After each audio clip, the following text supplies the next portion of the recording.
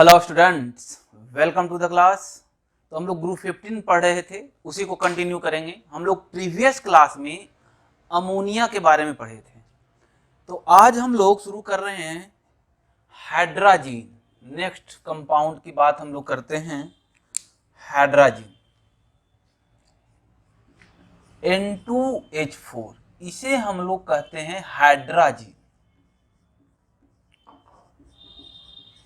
अगर हम लोग इसके स्ट्रक्चर की बात करें तो इसका स्ट्रक्चर होगा N single bond N H H, ये भी वीकली बेसिक होता है, ये इसका स्ट्रक्चर होगा। और हाइड्राजीन जब O2 से रिएक्ट करता है तो हमें देता है N2 प्लस H2O, और ये रिएक्शन हाईली एक्सोथर्मिक होता है। हाईली एक्सोथर्मिक रिएक्शन होता है, इसीलिए हम लोग हाइड्राजीन को as a rocket fuel use किया जाता है, as a rocket fuel use करते हैं। ठीक है, तो रिएक्शन प्लस हीट, इसका अगर हम लोग रिएक्शन करा दें N2H4 प्लस I2 से, ये रिएक्शन IIT में आया हुआ है, ध्यान दीजिएगा, तो हमें मिलेगा N2 प्लस HI, ये भी हाईली एक्सोथर्मिक रिएक्शन है। तो बस हाइड्राजीन के बारे में हम लोग इतना ही जानेंगे, ज़्यादा पढ़ने का इसको जरूरत नहीं है। ये रिएक्शन IIT में आया हुआ है, इसीलिए मैं डिस्कस कर दिया इसे। ठीक है, तो ये है हाइड्राजीन। तो अब हम लोग शुरू करने जा रहे हैं ऑक्साइड ऑफ नाइट्रोजन। तो हेडिंग दीजिए oxide of nitrogen. Oxide of nitrogen की बात करें हम लोग, ऑक्साइड्स ऑफ नाइट्रोजन में हम लोग जिसका डिस्कशन करेंगे वो है N2O, which is called nitrous oxide, NO nitric oxide, N2O3, NO2 और N2O5 का। तो सबसे पहले हम लोग बात करते हैं N2O। तो फर्स्ट N2O की बात कर रहे हैं। N2O, इसको हम लोग बोलते हैं नाइट्रस ऑक्साइड। इसके स्ट्रक्चर की बात करते हैं तो देखिए, स्ट्रक्चर इसका N ट्रिपल बॉन्ड N और ऑक्सीजन के साथ ही कोऑर्डिनेट किया हुआ होता है अपना लोन पेयर को। तो हम लोग इसको ऐसे भी लिख सकते हैं N triple bond N plus और O पे माइनस। अगर हम इसका रेजोनेंस करवा लें तो ये देखिए ऐसे हो जाएगा। इसका रेजोनेंस करवाए तो ये हो गया N double bond N, N पे माइनस, डबल बॉन्ड O और ये प्लस रह गया। तो ध्यान दीजिए, NN बॉन्ड का बॉन्ड ऑर्डर 2.5 हो गया, यहाँ पे 3 और यहाँ पर 2, तो एवरेज बॉन्ड ऑर्डर 2.5, और NO बॉन्ड का एवरेज बॉन्ड ऑर्डर 1.5। तो इसे याद रखिएगा, NN बॉन्ड का बॉन्ड ऑर्डर है, NN बॉन्ड ऑर्डर 2.5 और NO बॉन्ड का बॉन्ड ऑर्डर है 1.5। अब हम लोग इसकी बात करते हैं कि इसे हम लोग कैसे बनाते हैं लेबोरेटरी में। तो इसके प्रिपरेशन की बात करें हम लोग,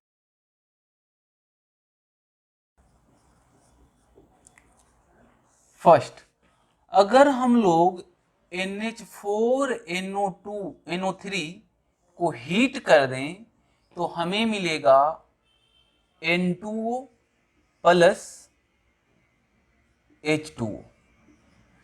ध्यान दीजिए, 4 हाइड्रोजन निकलेगा और 2 ऑक्सीजन निकलेगा, तो हमें N2O मिलेगा। इसे और स्ट्रांगली अगर हीट करेंगे तो ऑक्सीजन भी बाहर निकल जाएगा और N2 मिल जाएगा, लेकिन मॉडरेट हीटिंग में हमें N2O प्लस H2O मिलेगा। साथ साथ अगर हम लोग जिंक का रिएक्शन करवाएं डाइल्यूट HNO3 से, डाइल्यूट HNO3 से, डाइल्यूट HNO3 का मतलब 20% HNO3 से अगर हम लोग करवाएं तो हमें मिल जाएगा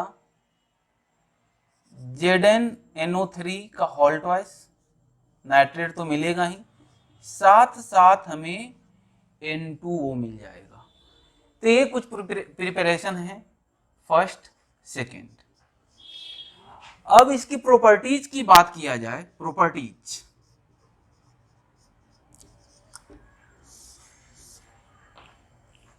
तो सबसे पहला इसे हम लोग लाफिंग गैस बोलते हैं। लाफिंग गैस ये न्यूट्रल होता है as a oxide, neutral oxide होता है, न्यूट्रल ऑक्साइड होता है, और ये सपोर्ट करता है कंबसन में, सपोर्ट इन कंबसन। कुल मिला के कहिए तो ऑक्सीजन को देने का काम करता है। जैसे मान लीजिए कार्बन का हम लोग हीटिंग करवा दिए N2O के साथ, तो बन जाएगा N2 प्लस CO2। उसी प्रकार अगर सल्फर का हम लोग हीटिंग करवा दिए N2O के साथ, तो बन जाएगा N2 प्लस SO2। इस तरीके से सपोर्ट इन कंबसन करता है। ठीक है, तो ये इसके प्रॉपर्टीज हो गए, तो लिखिए इसे।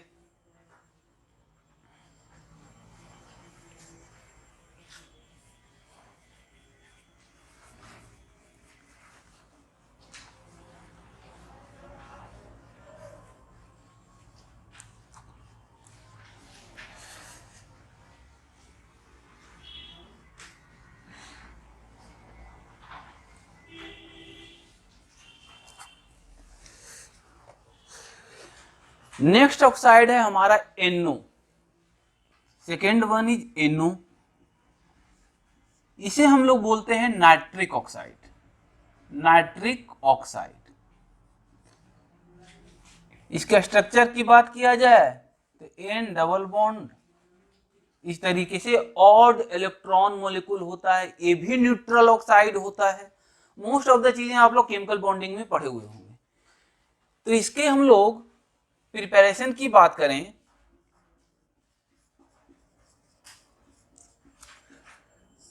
तो अगर हम लोग N2 प्लस O2 को हीट कर देते हैं 300 डिग्री सेल्सियस तक, तो हमें NO मिल जाता है। अगर हम लोग कॉपर का रिएक्शन करवा दें डाइल्यूट HNO3 से,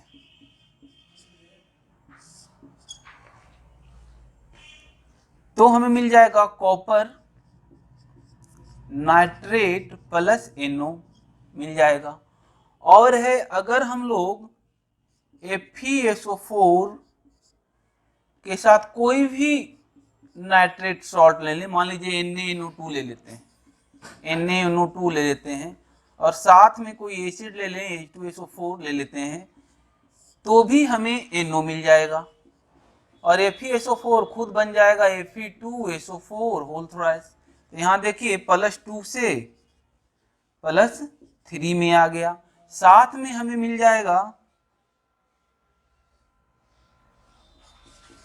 NaHSO4 मिल जाएगा, और H2O तो मिलेगा ही मिलेगा। तो यहाँ से भी हमें N2 मिल गया। ये NCERT का है, NCERT में दिया गया है, NCERT। ठीक है, तो ये सब कुछ प्रिपरेशन मेथड हैं NO के, जिससे हम लोग NO का प्रिपरेशन करते हैं। अब इसकी प्रॉपर्टीज की बात करें हम लोग, प्रॉपर्टीज प्रॉपर्टीज तो देखिए सबसे पहले तो ये पैरामैग्नेटिक है, क्योंकि ये ऑड इलेक्ट्रॉन मॉलिक्यूल है। तो पहला क्या लिखेंगे हम, ये पैरामैग्नेटिक है।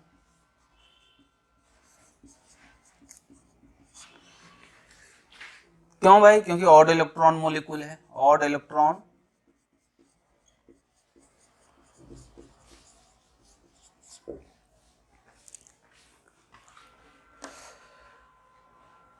साथ साथ में ये न्यूट्रल ऑक्साइड है, न्यूट्रल ऑक्साइड है। अच्छा, ये रिड्यूसिंग एजेंट का भी काम करता है, रिड्यूसिंग एजेंट। देखिए कैसे, अगर हम लोग NO को पास करवा दें KMnO4 से इन एसिडिक मीडियम। तो आपको पता है कि पोटेशियम परमैंगनेट एसिडिक मीडियम में Mn2 प्लस में जाता है, तो ये बना लेगा Mn2 प्लस प्लस HNO3। तो यहां पर देखिए ये +7 से +2 में गया, तो ये ऑक्सीडाइजिंग एजेंट का काम किया और ये रिड्यूसिंग एजेंट का काम किया। यहां पर आपका +5 में चला आया +2 से। सेकेंड इसका रिएक्शन की बात करें हम लोग,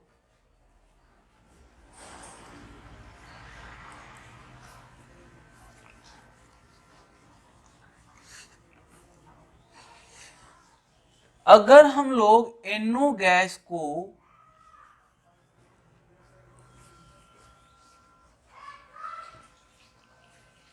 पास करवा दें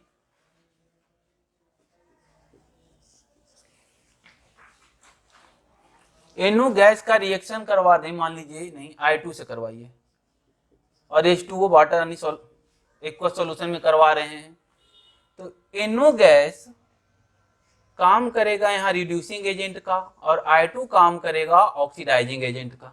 ध्यान दीजिए, तो NO तो खुद HNO3 बना लेगा और प्लस HI हमें मिल जाएगा। तो देखिए I2 0 से कहां चला गया, -1 में चला गया, HI मिल जाएगा हमें। ठीक है, तो ये भी एक इंपॉर्टेंट रिएक्शन है। अगर हम लोग NO का रिएक्शन करवा देते हैं X2 जहां पर Cl2 और Br2 है, इस केस में ये बना लेता है NOX।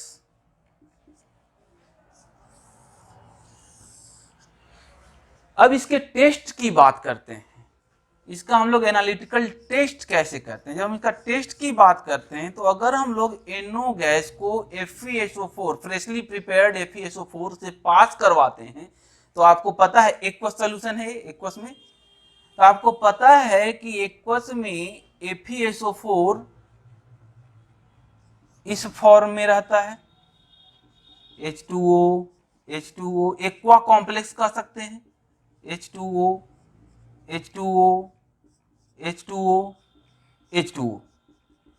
ये क्या है, कोई भी केटायन वाटर में एक्वा कॉम्प्लेक्स के फॉर्म में रहता है, ये आपको कोऑर्डिनेशन कंपाउंड में बताया गया होगा। तो जब NO FeSO4 freshly prepared FeSO4 से पास करता है, तो एक्वस सॉल्यूशन में है ही, तो ये 6H2O में से एक H2O को ये रिप्लेस कर देता है, तो बच जाता है H2O5NO और ये SO4। इसे हम लोग कहते हैं ब्राउन रिंग कॉम्प्लेक्स। और ध्यान दीजिए, ब्राउन रिंग कॉम्प्लेक्स का बहुत सारा इंफॉर्मेशन IIT में पूछा हुआ है, जैसे नंबर ऑफ अनपेयर्ड इलेक्ट्रॉन कितने हैं, इसका हाइब्रिडाइजेशन क्या है, ये सब IIT में पूछा हुआ है। इसमें Fe का ऑक्सीडेशन नंबर क्या है, तो यहाँ पे Fe का ऑक्सीडेशन नंबर +1 हो जाता है, NO का भी +1। और इसमें जो ब्राउन रिंग कॉम्प्लेक्स कलर आता है वो चार्ज ट्रांसफर के कारण आता है। तो अगर हम लोग Fe प्लस का कॉन्फ़िगरेशन करना चाहें तो क्या हो जाएगा, 3d6 4s1 हो जाएगा। ठीक है, क्योंकि NO है प्रेजेंट और इधर 4p और 4d खाली है, जब कॉम्प्लेक्स बनाएगा तो ये सीधा आ जाएगा, तो 3d7 कॉन्फ़िगरेशन हो जाएगा, 4s 4p और 4d खाली रहेगा। तो देखिए आउटर कॉम्प्लेक्स बनाएगा, यानी कि इसका हाइब्रिडाइजेशन क्या हो जाएगा, sp3d2 हो जाएगा। और d7 कॉन्फ़िगरेशन है तो इसका नंबर ऑफ अनपेयर्ड इलेक्ट्रॉन कितने हो जाएंगे, इसमें 3 हो जाएंगे। d7 कॉन्फ़िगरेशन का मतलब क्या हो, 3d7 कॉन्फ़िगरेशन, पेयरिंग हुआ नहीं है, 1 2 3 4, ये सब आपको कोऑर्डिनेशन कंपाउंड में भी बताया गया होगा। तो नंबर ऑफ अनपेयर्ड इलेक्ट्रॉन कितने हो गए, नंबर ऑफ अनपेयर्ड इलेक्ट्रॉन 3 हो गए। हाइब्रिडाइजेशन की बात करें तो एक s ऑर्बिटल 3 p ऑर्बिटल और 2 d ऑर्बिटल आउटर वाला यूज करेगा तो sp3d2 हो गया। हाइब्रिडाइजेशन की बात किया जाए तो क्या हो गया, sp3d2 हो गया। ठीक है, तो ये सब इंफॉर्मेशन को आपको याद रखना है। क्लियर है। ब्राउन रिंग कॉम्प्लेक्स के केस में तो ये था NO, लिखिए इसे।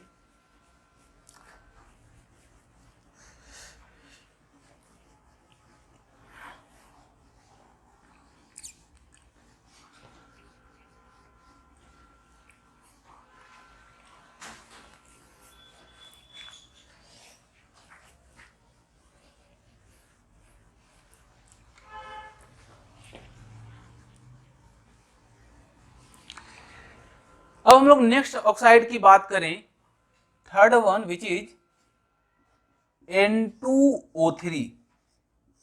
इसे हम लोग डाई नाइट्रोजन ट्राई ऑक्साइड भी बोल सकते हैं। इसका स्ट्रक्चर की बात करते हैं हम लोग। Structure N single bond N, double bond और एक कोऑर्डिनेट बॉन्ड और एक डबल बॉन्ड, ये इसका स्ट्रक्चर है। ठीक है, और एक लोन पेयर इधर रहेगा।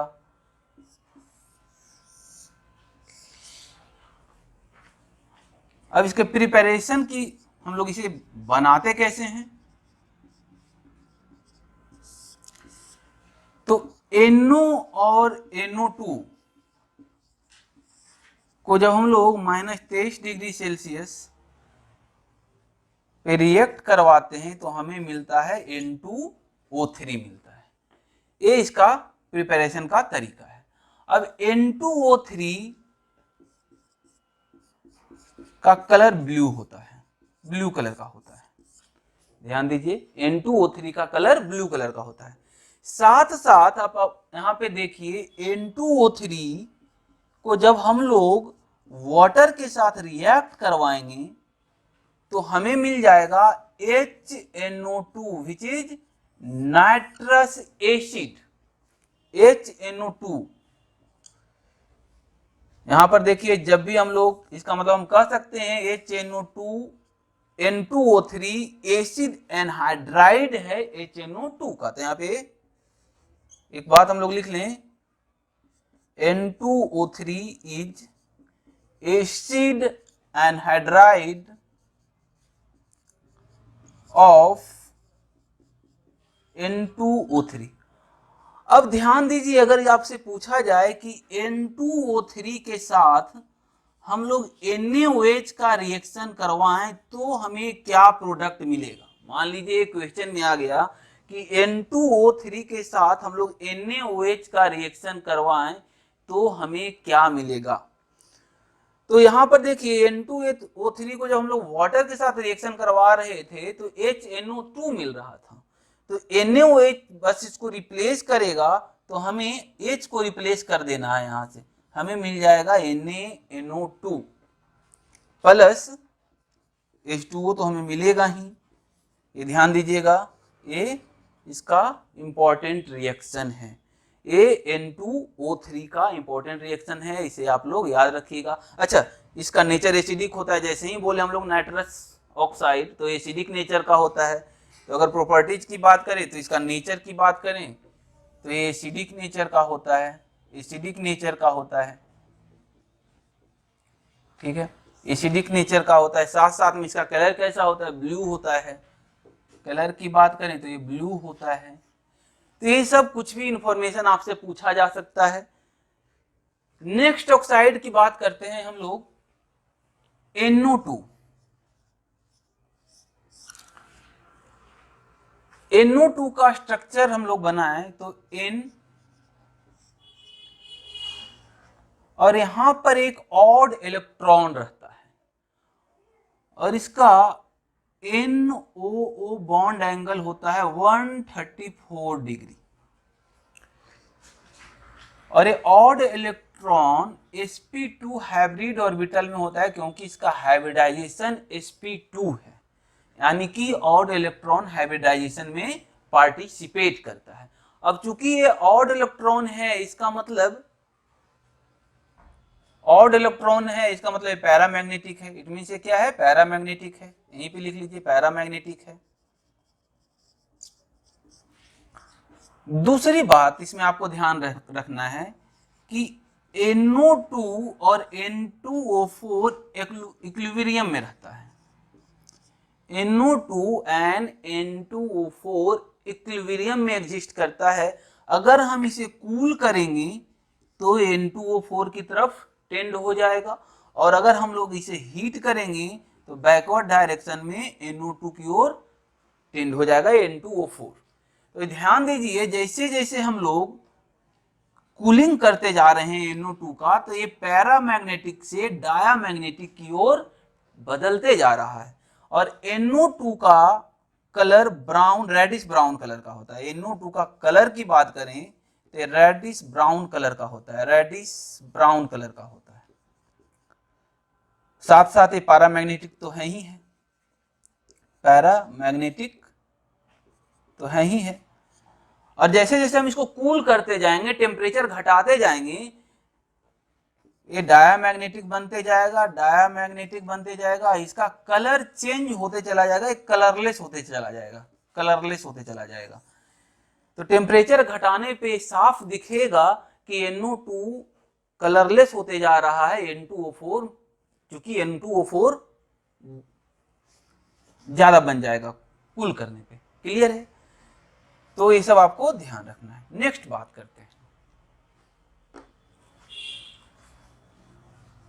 अच्छा, इसके प्रिपरेशन की बात कर लें। इसे हम लोग कैसे बनाएंगे?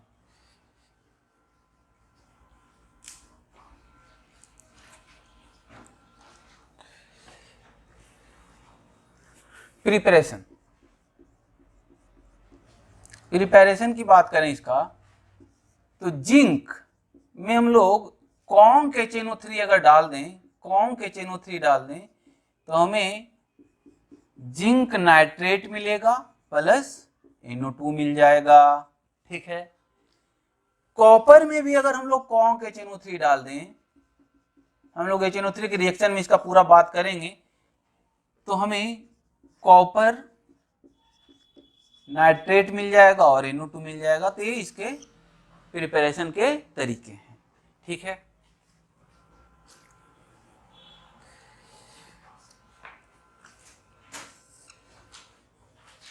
नेक्स्ट पॉइंट की बात करते हैं हम लोग, इसका कुछ रिएक्शन की बात करते हैं। तो सबसे पहले देखिए NO2 प्लस H2O, अगर हम लोग NO2 का रिएक्शन H2O के साथ कराया, NO2 को H2O के साथ रिएक्शन करवाएं या पास करवाएं, तो क्या होगा, हमें HNO3 भी मिलेगा और HNO2 भी मिलेगा। ध्यान दीजिएगा, हमें HNO3 भी मिलेगा और हमें HNO2 भी मिलेगा।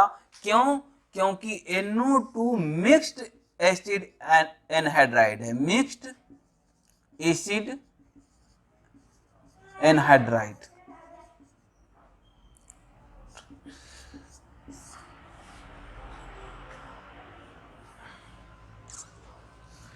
ऐसा क्यों हो रहा है? तो देखिए HNO3 में नाइट्रोजन का ऑक्सीडेशन नंबर +5 है, इसमें नाइट्रस एसिड में नाइट्रोजन का ऑक्सीडेशन नंबर +3 है, और यहाँ देखिए NO का ऑक्सीडेशन नंबर +4 है।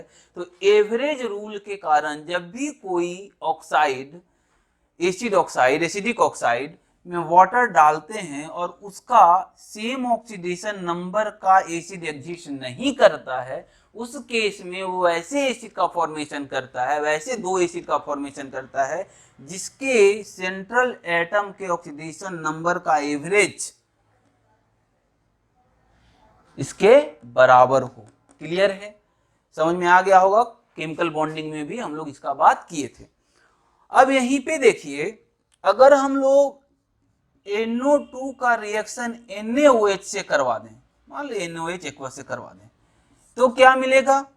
H2O से करवाए तो HNO3 मिला और HNO2 मिला। NaOH डाल दिए तो हाइड्रोजन यहां से हटा दो, सिंपल याद रखने का तरीका है, हमें NaNO2 भी मिलेगा, साथ साथ में वाटर भी मिल जाएगा। ठीक है, ये IIT में पूछा हुआ रिएक्शन है। तो ये कुछ रिएक्शंस हैं इसके, इसे आपको ध्यान रखना है।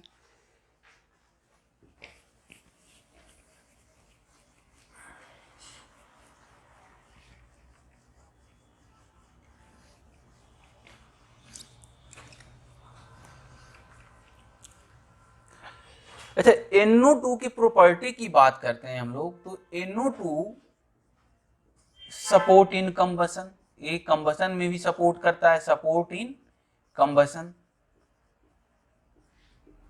जैसे अगर हम लोग कार्बन और NO2, तो हमें मिल जाएगा CO2 प्लस NO मिल जाएगा।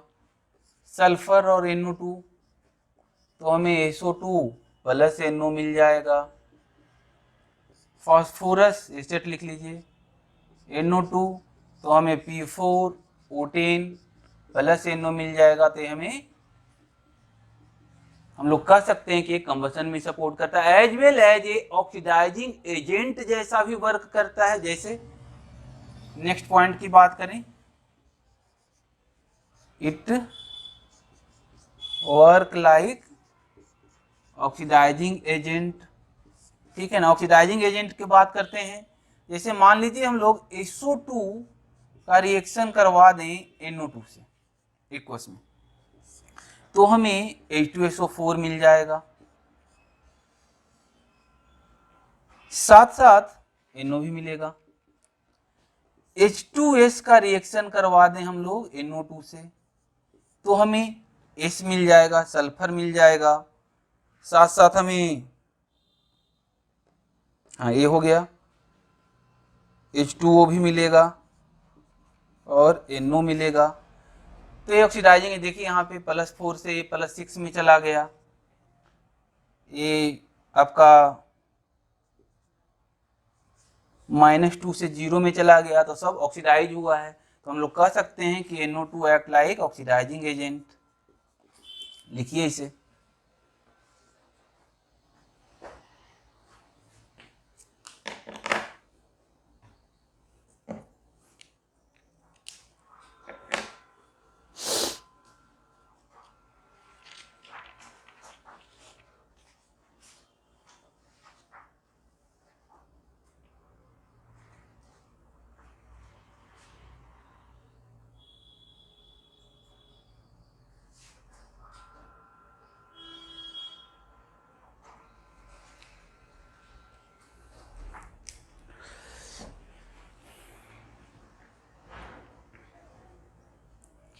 हो गया होगा।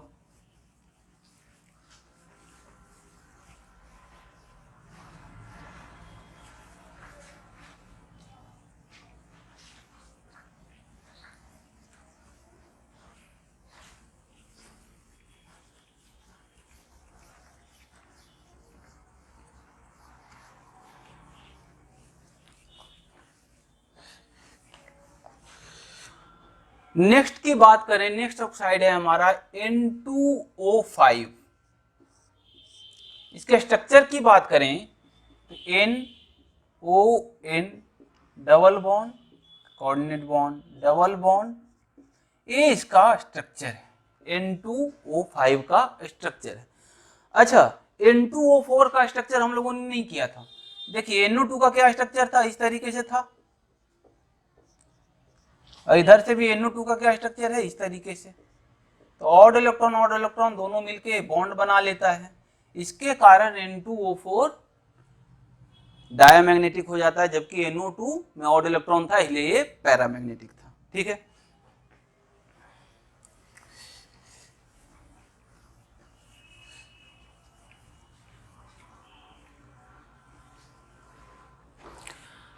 N2O5 की हम लोग बात करते हैं, तो N2O5 सॉलिड हमें पाया जाता है NO2 प्लस और NO3 माइनस के फॉर्म में। ध्यान दीजिएगा, अगर बोल दे कि N2O5 के केटायन का क्या हाइब्रिडाइजेशन होगा या एनायन का क्या हाइब्रिडाइजेशन होगा, तो केटायन के केस में हमें इसका हाइब्रिडाइजेशन करना पड़ेगा, एनायन के केस में हमें इसका हाइब्रिडाइजेशन दिखाना पड़ेगा। क्या होगा इसका हाइब्रिडाइजेशन, Sp होगा, इसका Sp2 होगा। यहीं पे और भी बात कर लेते हैं, जैसे PCl5 सॉलिड है तो ये पाया जाता है PCl4 प्लस और PCl6 माइनस के फॉर्म में पाया जाता है। तो अगर बात करें कि PCl5 सॉलिड के केटायन का हाइब्रिडाइजेशन बताइए तो हमें इसका हाइब्रिडाइजेशन बताना पड़ेगा, और एनायन का बताइए तो हमें इसका बताना पड़ेगा। क्या होगा इसका हाइब्रिडाइजेशन? Sp3 होगा। इसका हाइब्रिडाइजेशन क्या होगा? Sp3D2 होगा। उसी प्रकार अगर बात कर दे PBr5 सॉलिड तो ये पाया जाता है PBr4 प्लस और Br माइनस।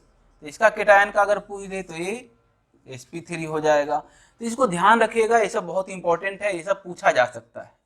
डायरेक्ट नहीं पूछेगा कि PCl5 का हाइब्रिडाइजेशन बताइए या स्ट्रक्चर बताइए, उसका बोलेगा एनायन का स्ट्रक्चर बताइए या तो फिर केटायन का स्ट्रक्चर बताइए, हाइब्रिडाइजेशन बताइए। यहाँ पे एक आ गया तो मैंने जो भी था उसे डिस्कस कर दिया। ठीक है,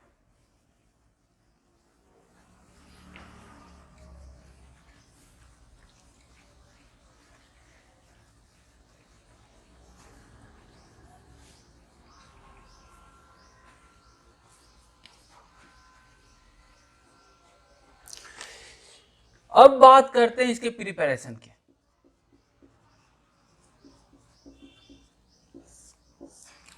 इसका प्रिपरेशन की बात करें तो हम लोग HNO3 का ट्रीटमेंट करवा देते हैं P4O10 से। देखिए P4O10 बहुत अच्छा डिहाइड्रेटिंग एजेंट का भी काम करता है, तो इससे उसका वाटर मोलिकुल निकाल देता है और हमें मिल जाता है N2O5 और खुद ये बन जाता है HPO3 मेटाफॉस्फोरिक एसिड। तो ये इसका प्रिपरेशन है। अब अगेन अगर हम लोग N2O5 को डाल दें वाटर में तो हमें मिल जाएगा HNO3। ये देखिए +5 है और ये भी +5 है, इसका मतलब N2O5 एसिड एनहाइड्राइड है नाइट्रिक एसिड का। और यहीं पे अगर हम लोग N2O5 का रिएक्शन करवा दें NaOH से तो हमें मिल जाएगा NaNO3। ठीक है, प्लस H2O भी मिल जाएगा। क्लियर है? और क्या कर सकते हैं हम लोग, मान लीजिए N2O5 का रिएक्शन हम लोग करवाएं NaCl से तो क्या मिलेगा हमें? NaNO3 तो मिलेगा ही, साथ साथ NO2Cl मिल जाएगा हमें। अगर हम लोग N2O5 का रिएक्शन करवा देते हैं H2SO4 से तो हमें क्या मिल जाएगा? हमें HSO4 माइनस मिलेगा, साथ साथ NO2 प्लस मिलेगा और हाइड्रोनियम आयन मिलेगा। तो ये सब कुछ रिएक्शंस हैं जिसे आपको ध्यान रखना है। N2O5 के केस में इसके प्रिपरेशन को ध्यान रखना है। N2O5 एसिड एनहाइड्राइड किसका है, इसका NOH के साथ रिएक्शन कराएंगे तो ये क्या बनेगा। तो ये हमारा कुछ बेसिक इंफॉर्मेशन था नाइट्रोजन के ऑक्साइड के बारे में। अच्छा, ये सॉलिड फॉर्म में होता है और ये व्हाइट होता है या तो फिर कलरलेस कह सकते हैं। कैसा होता है? व्हाइट। व्हाइट को हम लोग कलरलेस भी कहते हैं, ठीक है ना। व्हाइट होता है, एसिडिक तो होता ही, आप देख रहे हैं कि एसिड एनहाइड्राइड किसका है? ये HNO3 का है। देखिए इसे। नेक्स्ट हम लोग बात करेंगे, जो सबसे इंपॉर्टेंट बात है वो हम लोग एसिड की बात करेंगे, HNO3 नाइट्रिक एसिड की। इसे हम लोग बोलते हैं नाइट्रिक एसिड। नाइट्रिक एसिड, ध्यान दीजिएगा, नाइट्रिक एसिड का जब हम लोग प्रिपरेशन करते हैं तो सबसे हम लोग इसका प्रिपरेशन करते हैं ओस्टवाल्ड प्रोसेस से। ओस्टवाल्ड प्रोसेस, ओस्टवाल्ड प्रोसेस में हम लोग यूज करते हैं अमोनिया का। अमोनिया को हम लोग O2 के साथ हीट करवाते हैं in the presence of platinum या रोडियम, हम लोग पहले भी बात किए हैं, विथ 500 केल्विन टेम्परेचर के आसपास रखते हैं हम लोग, 9 बार प्रेशर रखते हैं, तो हमें मिल जाता है NO प्लस H2O मिल जाएगा। अब ANO ऑक्सीजन, एरियल ऑक्सीजन से रिएक्ट करके हमें दे देगा NO2 दे देगा। अब NO2 को जब हम लोग वाटर से पास करवाएंगे, तो अभी हमने बोला कि NO2 मिक्स एनहाइड्राइड है HNO3 एंड HNO2 का, तो ये हमें मिला दे देगा HNO3 और HNO2। HNO2 बहुत स्टेबल नहीं होता है, बहुत जल्दी डिकम्पोज कर जाता है HNO3 और HNO2 बहुत जल्दी डिकम्पोज कर जाता है HNO3 और NO में। तो जो बचा हुआ HNO3 है वो तुरंत में HNO2 है वो तुरंत में डिकम्पोज कर जाएगा HNO3 और NO में, तो हमें HNO3 मिल गया। और ये जो NO है फिर से रिसाइकलिंग से यहाँ पहुंच जाता है, इस प्रकार से हम लोग HNO3 बनाते हैं। अब ये जो HNO3 है इसका सबसे पहले हम लोग डिस्टिलेशन करते हैं, डिस्टिलेशन करते हैं तो और कॉन्सेंट्रेट हो जाता है। उसके बाद हम लोग और ज्यादा कॉन्सेंट्रेशन के लिए हम लोग इसका H2SO4 के साथ डिहाइड्रेटिंग एजेंट का यूज करते हैं, H2SO4 का और ज्यादा कॉन्सेंट्रेट होकर हमें 98% तक मिल जाता है। वो सब प्रोसेस हम लोगों को नहीं जानना है, ठीक है ना। तो ये हमें HNO3 मिल गया, इसके बाद इसका डिस्टिलेशन करके हम लोग इसे कॉन्सेंट्रेट कर लेंगे। और ज्यादा कॉन्सेंट्रेशन करना है तो हम लोग H2SO4 as a dehydrating agent use करते हैं। ये ओस्टवाल्ड प्रोसेस है। एक और प्रोसेस है बर्कलैंड प्रोसेस, ज्यादा अंतर नहीं है दोनों प्रोसेस में, बस NO बनाने का तरीका दोनों में अलग अलग है। बर्कलैंड प्रोसेस में हम लोग N2 का यूज करते हैं और O2 का, और इसको 3000 डिग्री सेल्सियस पे गर्म कर देते हैं इलेक्ट्रिक स्पार्क में। इतना हाई टेम्परेचर के लिए हमें इलेक्ट्रिक स्पार्क की जरूरत पड़ती है, तो हमें NO मिल जाता है। अगेन वही प्रोसेस हो गया। अब NO एरियल ऑक्सीजन से रिएक्ट करके NO2 दे देगा। NO2 को हम लोग वाटर से पास करवाएंगे तो डायरेक्ट ही लिख देते हैं, हमें मिल जाता है HNO3 प्लस NO, क्योंकि HNO2 जो बनेगा वो तो डिकम्पोज होकर फिर से HNO3 नहीं देगा, और ये हमें फिर से यहाँ रिसाइकलिंग। तो ये बर्कलैंड प्रोसेस है। तो ये दो प्रोसेस है जिसे इंडस्ट्री में यूज किया जाता है HNO3 को बनाने के लिए। क्लियर है?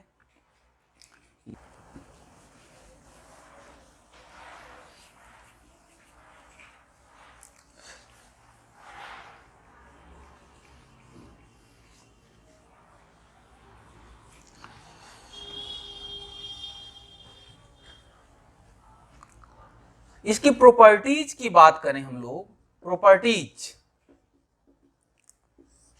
तो देखिए, अगर प्योर HNO3 है तो वो कलरलेस होता है, कलरलेस।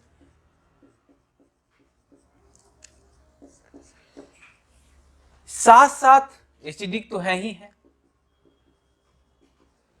साथ साथ वेरी गुड ऑक्सीडाइजिंग एजेंट है, very strong oxidising agent, strong oxidising agent का काम करता है। अच्छा, ये ऑक्सीडाइजिंग एजेंट का काम करता है, और ऑक्सीडाइजिंग एजेंट का जो प्रोडक्ट है वो डिपेंड करता है इसके कॉन्सेंट्रेशन पे। तो product of oxidation depends on concentration of HNO3। High concentration यानी कि जिसे हम लोग कहते हैं कॉन्सेंट्रेटेड, तो 70 to 80%, डायलूट 20%, वेरी डायलूट 6%।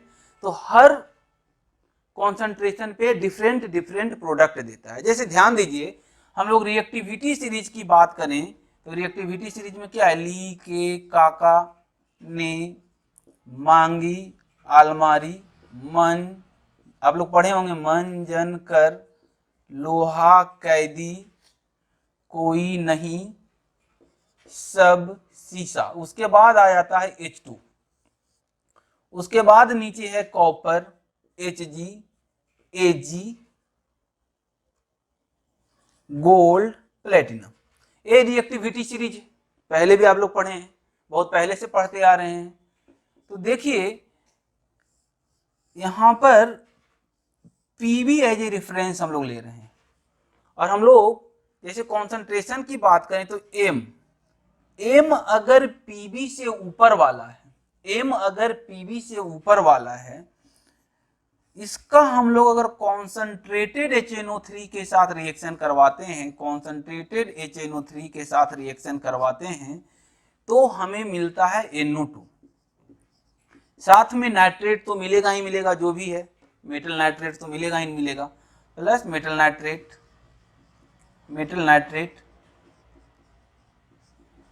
और H2O मिलेगा। ठीक है, कॉन्सेंट्रेटेड का मतलब हम लोग 70 to 80% की बात कर रहे हैं, अगर ये है कॉन्सेंट्रेशन। तो सेम में प्रोडक्ट बदल जाएगा अगर हम लोग इसे डाइल्यूट कर दें, डाइल्यूट HNO3 यूज करें, कितना, लगभग में 20% डाइल्यूट की बात कर रहे हैं हम लोग, तो हमें मिल जाएगा N2O। ध्यान दीजिए ये वाला जो M जो है वो PB से ऊपर वाले की बात कर रहे हैं, तो हमें मिल जाएगा N2O और प्लस मेटल नाइट्रेट तो मिलेगा ही मिलेगा। ठीक है, लेकिन अगर हम लोग वेरी डाइल्यूट कर दें, बहुत ज्यादा डाइल्यूट कर दें, कहने का मतलब है 6% तक डाइल्यूशन को ले आए, इस केस में हमें अमोनिया मिलेगा, और अमोनिया अगेन HNO3 से रिएक्ट कर लेगा, डाइल्यूट HNO3 है ना, HNO3 से रिएक्ट कर लेगा, तो हमें मिल जाएगा NH4NO3 मिल जाएगा। तो हम लोग डायरेक्ट ही प्रोडक्ट लिखते हैं NH4NO3, तो हमें मिलेगा NH4NO3 मिल जाएगा। तो देखिए डाइल्यूशन का कितना इफेक्ट है, कॉन्सेंट्रेशन का कितना इफेक्ट है। सेम मेटल अगर कॉन्सेंट्रेटेड हो तो हमें NO2 देगा, अगर थोड़ा सा डाइल्यूट 20% डाइल्यूट हो तो हमें N2O देगा, और अगर वेरी डाइल्यूट हो तो हमें अमोनिया देगा, और अमोनिया अगेन HNO3 से रिएक्शन कर लेगा और NH4NO3 दे देगा। हालांकि इसे फिर बाद में अगर हम लोग हीट करें तो N2O और H2O मिलेगा हमें, लेकिन डायरेक्ट प्रोडक्ट हमें NH4NO3 मिलेगा। क्लियर है, तो ये कॉन्सेंट्रेशन का इफेक्ट है। अच्छा, एम के बारे में ध्यान रखिए, एभव पीबी, ये एभव पीबी है, यानी कि जो रिएक्टिव मेटल है उसकी बात कर रहे हैं। ये बहुत इंपॉर्टेंट है, इसको आप लोग ध्यान रखिएगा। मैं इसमें डबल ट्रिपल स्टार मार रहा हूं। कॉन्सेंट्रेशन से इफेक्ट पड़ता है, और किस तरीके से इफेक्ट पड़ता है आप लोग देखिए। सिमिलरली अगर हम लोग बात करें पीबी से नीचे वाले मेटल्स का,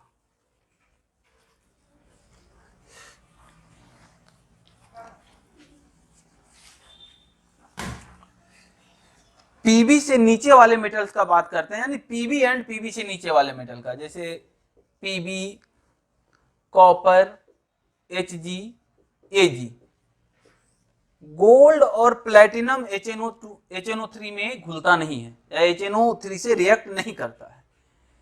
तो अगर हम लोग, तो इस केस में अगर हम लोग बात करें तो कॉन्सेंट्रेटेड HNO3 अगर हम लोग लेंगे, कॉन्सेंट्रेटेड HNO3 का मतलब 80% की बात कर रहे हैं, 70 to 80% की, तो हमें NO2 ही मिलेगा। तो ध्यान दीजिए जितने भी मेटल हैं अगर हम लोग उसका कॉन्सेंट्रेटेड HNO3 के साथ रिएक्शन करवाए तो सब हमें NO2 दे रहा है, और प्लस नाइट्रेट तो देगा ही, मेटल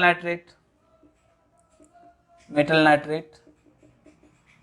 इसमें कुछ एक्सेप्शंस भी हैं, अभी मैं जनरल बात कर रहा हूं। अगर इसका हम लोग डाइल्यूट के साथ करवाएं, डाइल्यूट HNO3 के साथ करवाएं, डाइल्यूट HNO3 के लगभग में 20%, तो हमें मिलेगा NO, यहां पर हमें NO मिलता है। और अगर हम लोग वेरी डाइल्यूट कर दें, वेरी डाइल्यूट का मतलब हुआ 6% तक कर दें, तो हमें कोई प्रोडक्ट यहां पे नहीं मिलेगा, क्योंकि मेटल ज्यादा रिएक्टिव नहीं है। अगर हम इसके एग्जाम्पल की बात करते हैं तो ध्यान दीजिए, अगर हम लोग Zn का रिएक्शन कॉन्सेंट्रेटेड HNO3 से करवाएं, कॉन्सेंट्रेटेड HNO3 से करवाएं, तो हमें क्या मिलेगा, देखिए Zn कहाँ है, Pb से ऊपर है, तो हमें जिंक नाइट्रेट मिल जाएगा, जिंक नाइट्रेट मिल जाएगा और साथ साथ NO2 गैस मिल जाएगा। ठीक है, लेकिन अगर हम लोग इसका रिएक्शन डाइल्यूट से करवाएं, डाइल्यूट HNO3 का मतलब 20% की बात कर रहे हैं, तो हमें जिंक नाइट्रेट तो मिलेगा ही मिलेगा,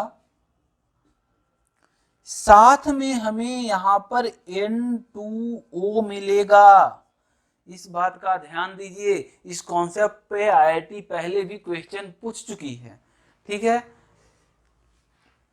सिमिलरली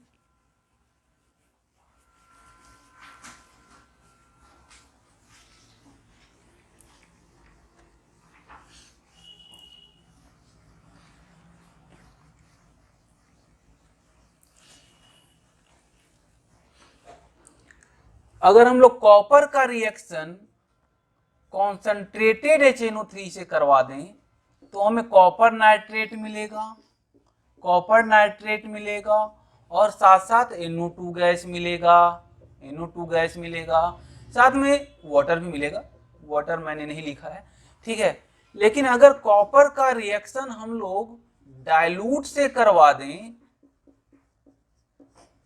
तो हमें मिल जाएगा कॉपर नाइट्रेट प्लस हमें NO गैस मिलेगा, हमें NO गैस मिलेगा, वाटर तो मिलेगा ही, लेकिन वेरी डाइल्यूट से करवाएं तो हमें कोई प्रोडक्ट नहीं मिलेगा। इस कॉन्सेप्ट पे IIT क्वेश्चन पूछी है, हम लोग इसका डिस्कशन करेंगे कुछ देर में।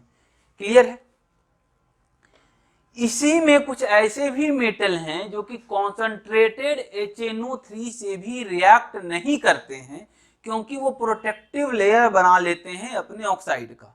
तो कुछ ऐसे भी मेटल हैं, जैसे मेटल प्लस कॉन्सेंट्रेटेड HNO3 लगभग में 80% भी है, तब भी वो कोई रिएक्शन नहीं करता है, नो रिएक्शन। क्यों नो रिएक्शन? और वो मेटल कौन कौन सा है? आयरन,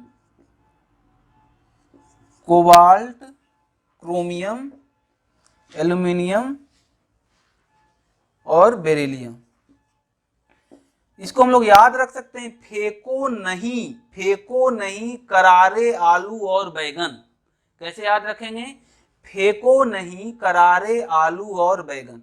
तो ये सभी का हम लोग कॉन्सेंट्रेटेड HNO3 के साथ भी रिएक्शन करवा दें तो हमें कोई रिएक्शन नहीं मिलता है, क्योंकि ये सब प्रोटेक्टिव लेयर बना लेता है ऑक्साइड्स का, और उसके बाद ये अनरिएक्टिव हो जाता है। हाँ, अगर इन सभी को एकदम पाउडर फॉर्म में कर दें तो हो सकता है रिएक्शन कर जाता है रिएक्शन, लेकिन अगर कोई बार है, इसको हम लोग कॉन्सेंट्रेटेड HNO3 के साथ रिएक्शन करवाएं तो ऊपर में प्रोटेक्टिव लेयर बना लेगा और ये रिएक्शन नहीं करेगा। तो इसे आप लोग याद रखिएगा कि कौन कौन प्रोटेक्टिव लेयर बनाता है। दूसरी बात एक और याद रखिएगा, मैग्नीशियम और मैग्नीज वेरी वेरी डाइल्यूट, यानी कि 2% HNO3 अगर हम लोग ले लें, वेरी वेरी डाइल्यूट कह सकते हैं हमको, हम लोग इसको। इस केस में हमें नाइट्रेट तो देता ही देता है, मान लीजिए नाइट्रेट तो देगा ही देगा, डायरेक्ट नाइट्रेट लिख देते हैं, साथ साथ हमें मिलेगा, नाइट्रेट तो मिलेगा ही मिलेगा, मेटल नाइट्रेट, साथ साथ हमें H2 गैस देगा, H2 गैस। कब? जब हम लोग उसका कॉन्सेंट्रेशन 2% तक कर दें एसिड का, HNO3 का, तब हमें H2 गैस मिलता है। तो ये भी थोड़ा सा आपको ध्यान रखना है, जो अलग टाइप का केसेस हैं, एक्सेप्शनल केसेस हैं, उसे आपको ध्यान रखना पड़ेगा। और इसे याद रखने का तरीका, हम लोग हमाम साबुन पहले यूज करते थे, हमाम साबुन, हमाम M और M belongs for magnesium and manganese, और देता हमें क्या है? हाइड्रोजन देता है। कब? जब हम लोग HNO3 का कॉन्सेंट्रेशन बहुत कम कर देते हैं, अप्रोक्सीमेटली 2% तक ले आते हैं उसको। क्लियर है? नेक्स्ट बात करें, जब हम लोग कॉन्सेंट्रेटेड HNO3 का रिएक्शन नॉन मेटल के साथ करवाते हैं, लाइक P4, A8, I2, के साथ अगर हम लोग कॉन्सेंट्रेटेड HNO3 का रिएक्शन करवा दें तो हमें इक एसिड मिलता है। इक एसिड, कौन सा एसिड? इक एसिड का मतलब क्या हुआ? फास्फोरस का इक एसिड क्या हुआ? फास्फोरिक एसिड मिलेगा और साथ में NO2 मिलेगा। उसी प्रकार अगर हम लोग इसका कॉन्सेंट्रेटेड HNO3 के साथ करवा दें तो हमें सल्फ्यूरिक एसिड मिलेगा, साथ में NO2 मिलेगा। कॉन्सेंट्रेटेड I2 का रिएक्शन करवा दें HNO3 के साथ तो हमें आयोडिक एसिड मिलेगा HiO3 और NO2 मिलेगा। तो ये सब आपको ध्यान देना है। अच्छा, और एक्सेप्शनल केसेस में बात करें तो एसएन की बात करते हैं, ये इंपॉर्टेंट है। एसएन की बात करते हैं 3 का, क्योंकि एम्फोटेरिक है तो इसका अगर हम लोग कॉन्सेंट्रेटेड HNO3 के साथ रिएक्शन करवाएं तो हमें मिलता है H2SnO3, जिसे हम लोग स्टैनिक एसिड कह सकते हैं। स्टैनिक एसिड एक ऐसा एसिड है, स्टैनिक एसिड, स्टैनिक एसिड। और साथ में हमें मिल जाता है NO2। लेकिन अगर हम लोग इसका reaction Sn plus dilute HNO3 के साथ करवाएं तो हमें मिलेगा स्टेनिक नाइट्रेट मिल जाएगा, स्टेनस नाइट्रेट मिल जाएगा और साथ में हमें NH4NO3 मिल जाएगा। क्लियर है? वेरी डाइल्यूट के साथ भी वही बात है, वेरी डाइल्यूट के साथ भी करवाएं, वेरी डाइल्यूट HNO3 के साथ भी करवाएं तब भी हमें सेम प्रोडक्ट मिलेगा। तो ये आपको याद रखना है कि कॉन्सेंट्रेटेड के साथ जब हम लोग करवाते हैं तो हमें स्टैनिक एसिड मिलता है, जबकि डाइल्यूट HNO3 के साथ हमें नाइट्रेट मिलता है, साथ में NH4NO3 प्रोडक्ट मिलता है, जबकि ये पीबी के ऊपर था, जबकि ये पीबी के ऊपर था। हम लोग अगर पिछला बात करें जो इन जनरल फॉर्म में लिखे हैं उस हिसाब से हमें मिलना चाहिए था N2O, लेकिन हमें NH4NO3 ही मिलता है। ठीक है, वेरी डाइल्यूट के साथ भी वही मिलेगा। क्लियर है? लिखिए इसे।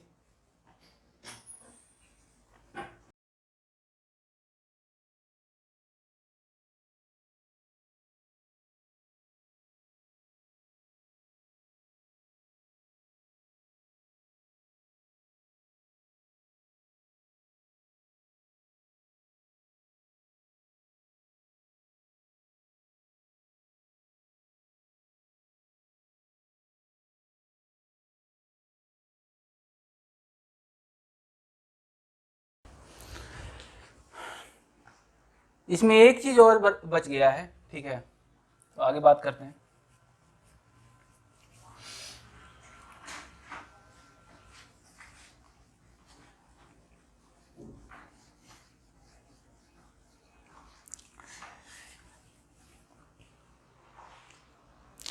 नेक्स्ट बात करते हैं एक्वारेजिया। एक्वारेजिया आप लोग पहले भी सुने होंगे। एक्वारेजिया है 3:1 का कंपोजिशन, किसका किसका? HCl और HNO3 का। जैसा कि हमने अभी बात किया कि गोल्ड और प्लेटिनम HNO3 के साथ कोई रिएक्शन नहीं करता है, लेकिन ये एक्वारेजिया के साथ रिएक्ट कर जाता है। जैसे एक्वारेजिया की बात करते हैं तो अगर हम लोग AU का रिएक्शन एक्वारेजिया से करवा दें, HCl प्लस HNO3, बैलेंसिंग मैं नहीं कर रहा हूं, तो हमें फाइनल प्रोडक्ट मिलता है HAuCl4 प्लस NO2 तो मिलेगा, NO2। उसी प्रकार अगर हम लोग प्लेटिनम का रिएक्शन करवा दें एक्वारेजिया के साथ, एक्वारेजिया है ये, HCl प्लस HNO3, तो हमें मिल जाएगा H प्लेटिनम Cl6 मिलता है यहाँ पे और प्लस NO2 मिलता है। तो इसका आपको ध्यान रखना है स्पेशल कि हमें यहाँ पे क्या मिलेगा और हमें यहाँ पे क्या मिलेगा। लिखिए इसे।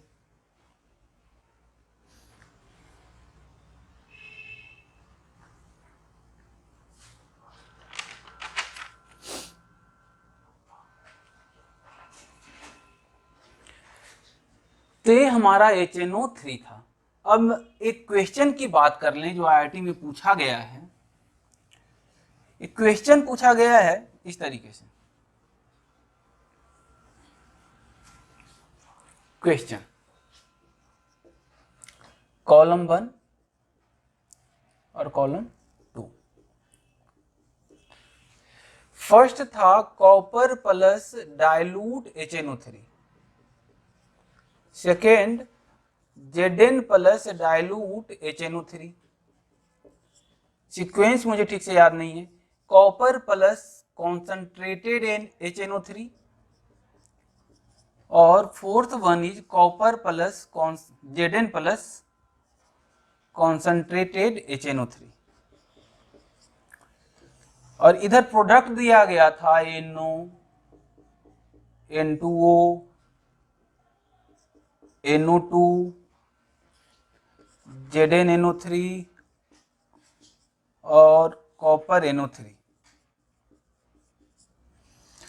आपको इसको मिलाना है AP, Q, R, S, T।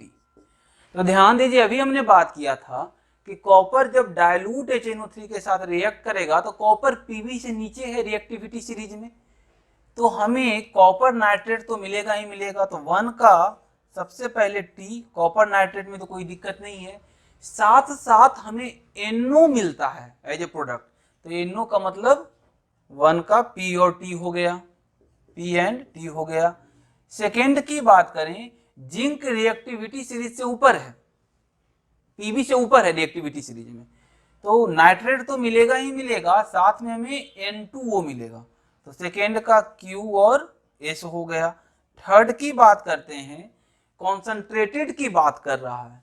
Concentrated में कोई कंफ्यूजन नहीं है, कॉन्सेंट्रेटेड में हमें हमेशा NO2 ही मिलेगा। तो थर्ड का सबसे पहले R और साथ में नाइट्रेट मिलेगा तो T, और फोर्थ वन कॉन्सेंट्रेटेड में हमें NO2 ही मिलता है तो R और S मिलेगा। तो इस तरीके से आईआईटी में भी क्वेश्चन पूछा गया है। तो कॉन्सेंट्रेशन के हिसाब से प्रोडक्ट चेंज होता है HNO3 के केस में, इसका ध्यान रखिएगा। रिएक्टिविटी सीरीज के आधार पे आप लोग रिएक्शन को थोड़ा बार बार दोहराइएगा तो आराम से आप लोग कर पाइएगा।